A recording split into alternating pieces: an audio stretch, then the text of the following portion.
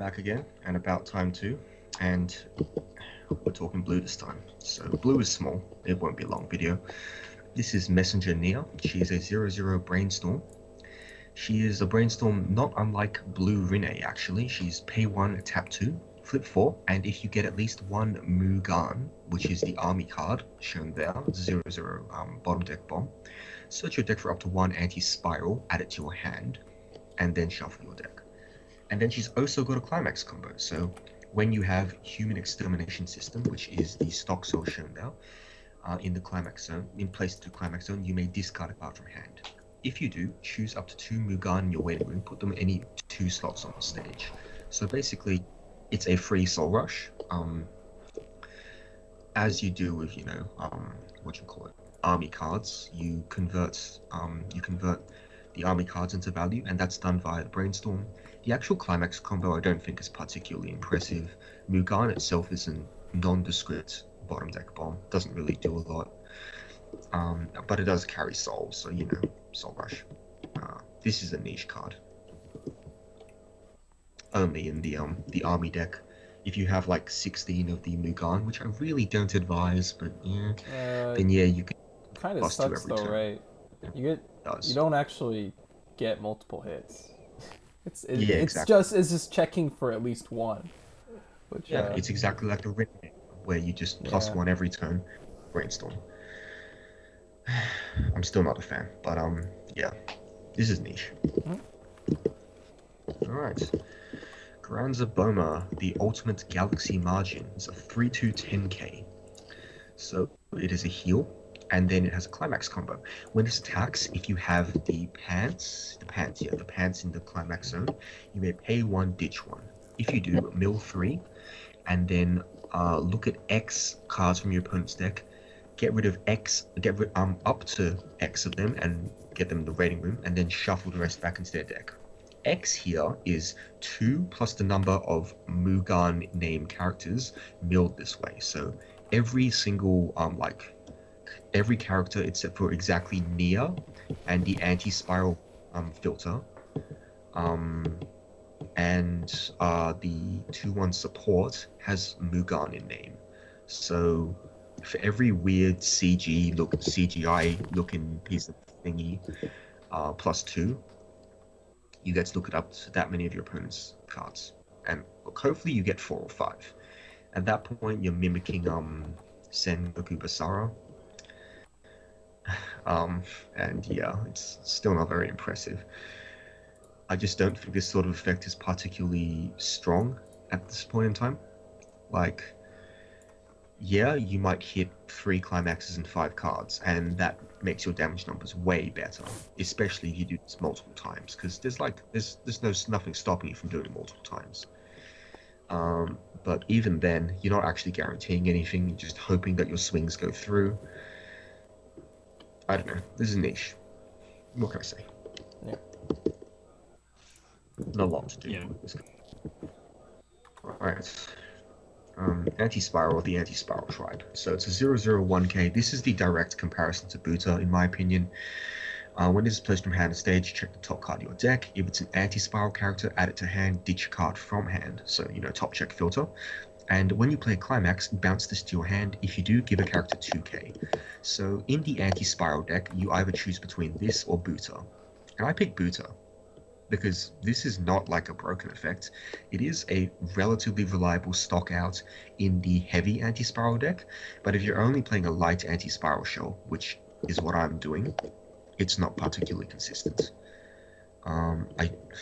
This card is serviceable. I don't think it's better than Buta. It's like a playable card. Buta's just that better, I think.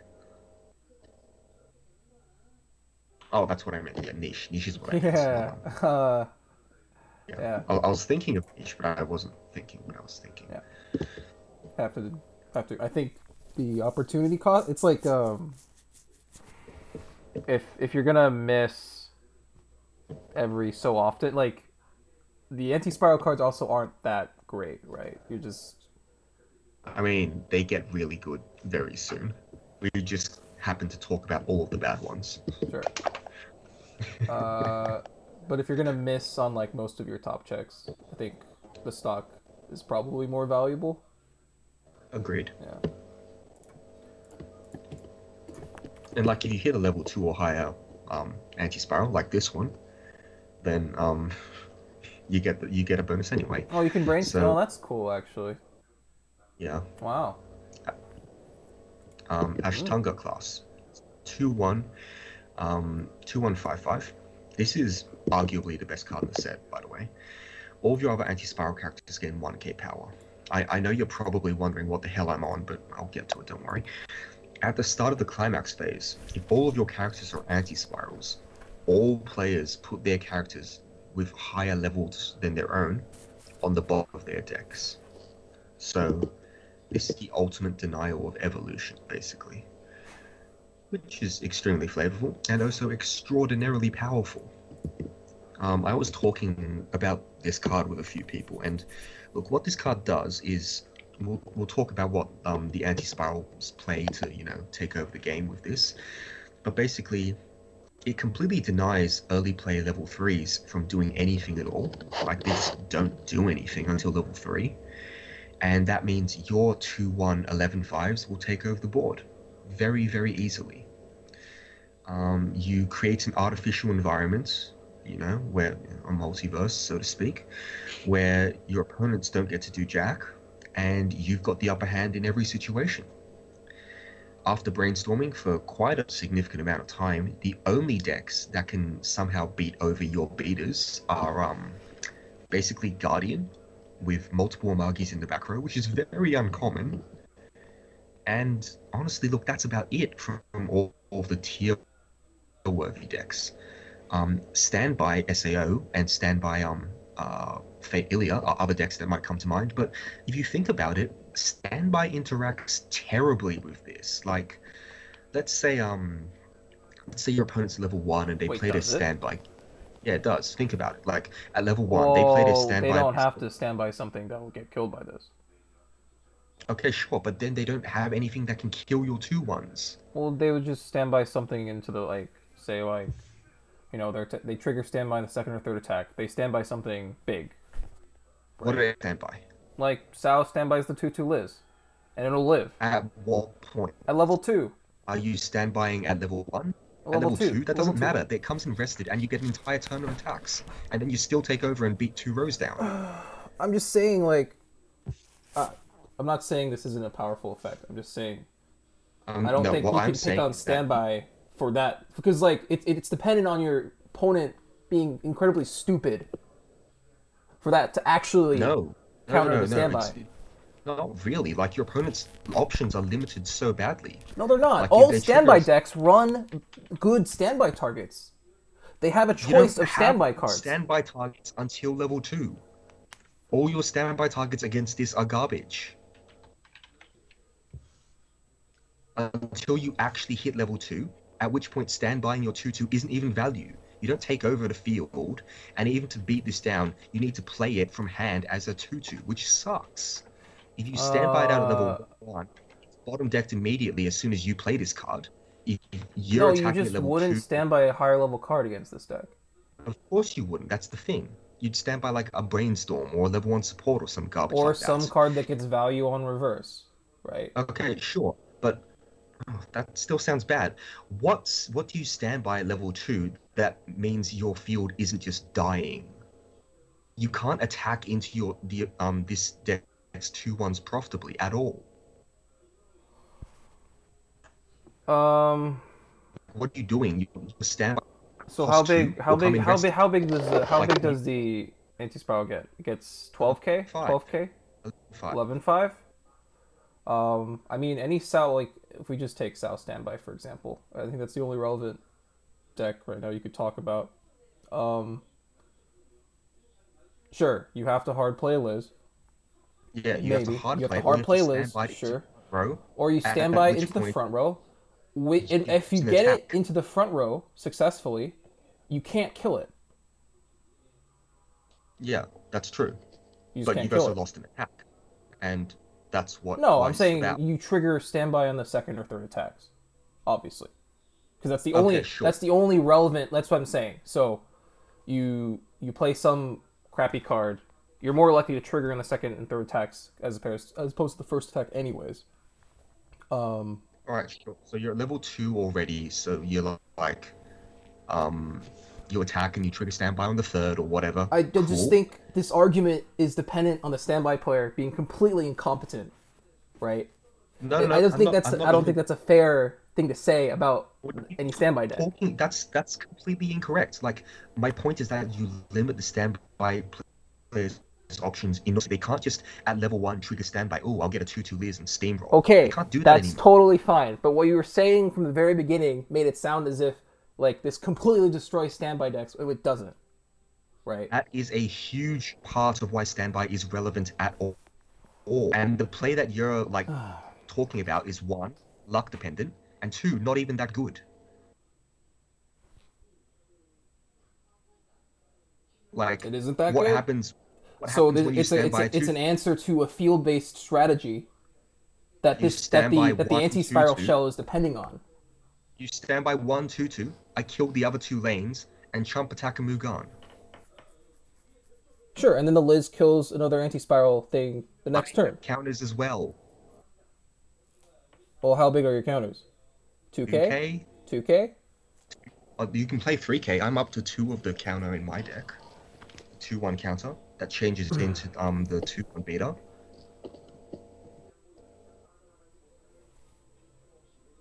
Standby is not in a favored position at all. I'm not saying it is. All I'm saying is that you can barely play around it. It's really not good for them. Sure. I can leave it at that. But like, and what I'm saying is that ignoring standby, which is the point of contention, there are no other decks that contest the 2/1 without early plays. Sure. And those aren't in the picture. Yeah, that's absolutely true. There's just nothing. There's Guardian with double Omagi, and then you still have to play a Climax. There are, of course, decks that just don't care about field at level 2. Yeah, of course. Yeah. They're like, LB. They don't give a damn. LB, but Kimono, those decks are AOT. Yeah. Does AOT care? AOT Probably doesn't not, care. right? AOT doesn't care. As long as it gets the reverses, which it will. Yeah, of course. Yeah, it'll just tee off. If, Yeah.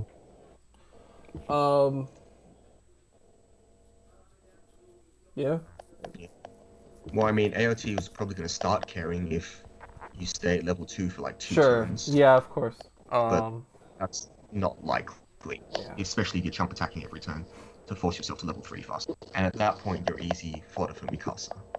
But even then, like, that's one matchup which doesn't matter. LB doesn't matter because LB never cares about anything. It's an uncommon quality of like any decks in meta, but I think there's a lot of good decks, right? I mean, Kimono, LB, and Attack on Titan are the only decks that don't care about this. Sure. But they all happen to be good decks, is what I'm saying. Yeah, sure. But are they played decks? I think Kimono is the only frequently played deck out of those ones. So yeah, look, let's just to make this attractive to everybody, let's list all the decks that this card completely dumps on that are recent and relevant. So, Guardian, like Japanese Guardian with Kotori cannot do anything against this. Hina Logic, so it's a new darling of a lot of people, and it is completely dumped on by this. It doesn't even matter if you play the level 3 back row support instead. That gets bottom decked anyway. What else? I could just go down the list of decks on part of the cards that get owned by this. Excel World, Monogatari probably has problems with this. Bang Dream, Arisa is a complete joke against this. Charlotte probably. I don't know what Charlotte does. Charlotte just plays 2/1s actually. It plays like the changing 2/1s that get big. Okay, so Charlotte doesn't care, but Charlotte also sucks. Doesn't matter. DC has problems with this. Ilya has problems with this unless they're playing the standby version. Standby Ilya is actually one of the decks. mean, Standby Ilya is one of the decks that is affected by this because they can just re-stand their standby targets immediately and kill your Lugans more consistently. But no one plays that deck, so whatever. Normal Gurren Lagann is wrecked by this. Girlfriend Beta is wrecked by this. Most IMAS decks have issues with this, including Cinderella Girls. Railgun can't do anything against this. Current Kankole is probably stuck against this. Like, the list goes on. Do I have to keep on going? It's just crazy. I mean, this card it's my good meta plus card. That's actually my good meta plus card for the set. I agree that a lot of decks are looking to play early plays at level 2, and this just dumpsters on them. I don't know. I don't know if, like, personally, I don't necessarily really experience this because most of the sets that I play have really terrible level 2 games, like really bad. But let's also keep in mind something else that might not be immediately obvious. Like, you might be thinking, oh, but Bang Dream doesn't mind because I don't get my level 3s until after you attack me. See, the thing is, it applies to all cards with a level higher than the player's level. So your 2/1 Arisas go away if you stand by them out at level 1. The same goes for any standby. If you're at level 1 and you... like... actual IMAS, if they still have off times in play. Wait, why would... Oh, sure. I mean, they would just die. They were just gonna die anyways, right? They might not have. Wait, that doesn't seem possible. They're 11... The 2/1s are 11-5. I don't know. Yeah. That's not happening. Anyway. They're gonna die anyway. But yeah, like Milky gets dumpstered if you play. You're not gonna play the off-time thing down. You're not going to do that. Let's. You are not gonna. Let's not assume players are stupid. Strike is dumpstered by this. Oh, Talavru isn't affected actually. Talavru gives literally 0 fucks. Shit, Talavru actually bounce the 2/1s, yeah. This deck. Yeah. Star Wars probably has an issue with it. Does it? I don't know. I'm done. What is the popular version of Star Wars right now? The popular version of Star Wars is like a multicolored. That deck doesn't have a good early play. No, it doesn't. Well, it has the Luke. If you play that, but it doesn't play the Luke. It's not that There's great. no way you can play the Luke in that deck. Yeah, you can. You can. You play the Luke. What the hell? Only... It's the only blue. The clock edition is the only blue. Your blue fixing is your Ricky. Is the RGB2, yeah. I don't know. That still sounds like pretty mediocre because that's not a particularly powerful early play that I'm like compelled to play for. It's a nice it's stock efficient. It's stock efficient. That's the important part. And it's a good stopgap. Whatever. Like, if it's just saying stock efficient, then like I don't think you particularly mind if this blows that up. Oh, I agree. I agree with you. It's not particularly special. Anyway, like this card is every. Yeah. I mean, yeah. Alright, so here's my opinion. I am actually going to go with good meta because I actually do think this card is very silly. When you're looking at the the metagame of Weiss as a whole, people don't really play 2/1s anymore, right? People just play early plays in a lot of ways. Limited amount of 2/1s in play. Right, and that ranges from like the early playing level 2s, and if they're early playing level 2s, then odds are you're getting to level 2 first, which means you might be able to blow their shit up. Yep. Yeah. And very importantly, it does say bottom of library, so it's not like you even have the opportunity to encore. So yeah. Are you committed to this game plan if you have to play it? Look, you want to play it because it supports your 2/1s anyway. Right. Are you committed though? Like this isn't really a big commitment in my mind. I think you have to. Well, your main level 2s. Your main level 2s are 2/1s, right? I mean, you're playing anti-spiral, right? Like you've already decided you're playing the deck, but adding this card to your deck doesn't feel like it's a huge. No. So the thing is, I'm not playing an anti-spiral. I'm playing a good stuffs deck that runs this. So the commitment is like overplaying your brainstorm with this, or preparing to not have like. So what you're telling me? The tricks. You're just trying to splash for this, basically. Kind of, but it's also your big bridging play between level 2 and 3. Yeah, because the 2/1s are big. The 2/1s are pretty big. I'll get to this soon. So it is the shell that I'm attempting to abuse in Gurren Lagann because the rest of Gurren Lagann low-key kind of sucks. I'm sorry, guys. So, like, what happens when you hit 2 level? Because like it seems like that deck might be your nightmare, given that they don't play level 2s and they have money counter. You still do it. Hope that you just cancel a bunch, as you always do against Talavru, and go from there. Well, and hope they brainstorms. They do have to draw Wormhole. Well, yes, but Wormhole is really good. Yes, but if they don't, I mean, like, you're at worst you're just bouncing just one stock characters, right? And it's not like this deck is considerably stock hungry. I don't think there's like a lot of there's a lot of value in everything you play. I think stock is like the least of this deck's concerns, honestly. So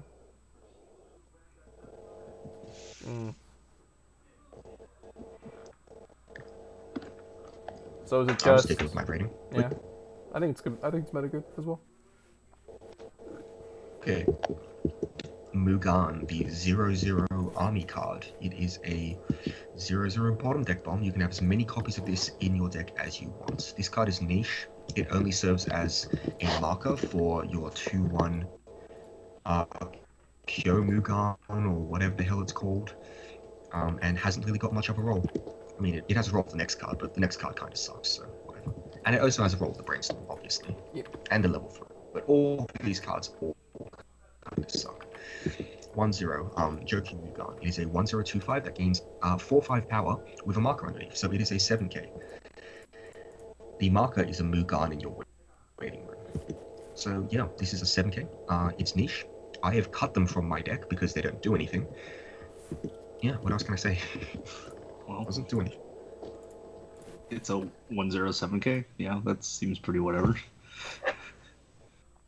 2/1 Kumugan. This is a so this is a 2/1 2k counter, back up 300, and change. Put this in the waiting room.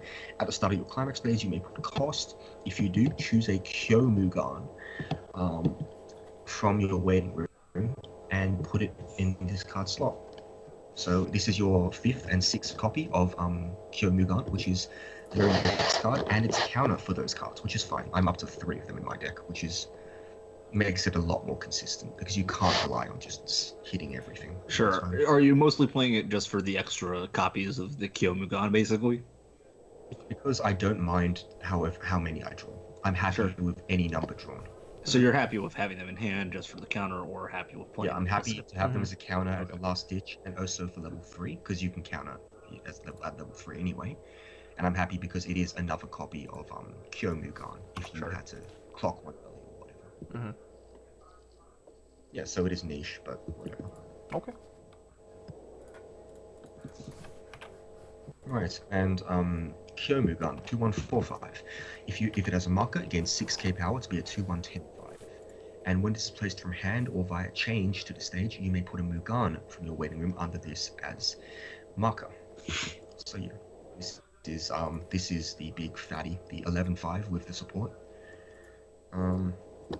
It is niche plus, I guess, because it makes the entire strategy worthwhile. If you didn't have a big anti-spiral beater, then the entire strategy would just suck. It would turn the Ashtarga into a reactive play rather than a proactive continual play. And it's not because of this. This is a very good card. It's niche plus though, because again, it only goes in that deck. I think it's odd that we can put Ashtanga as like good meta plus, or in my seat was good meta plus. You guys are just good meta, and then we have to give this niche plus. That is really weird.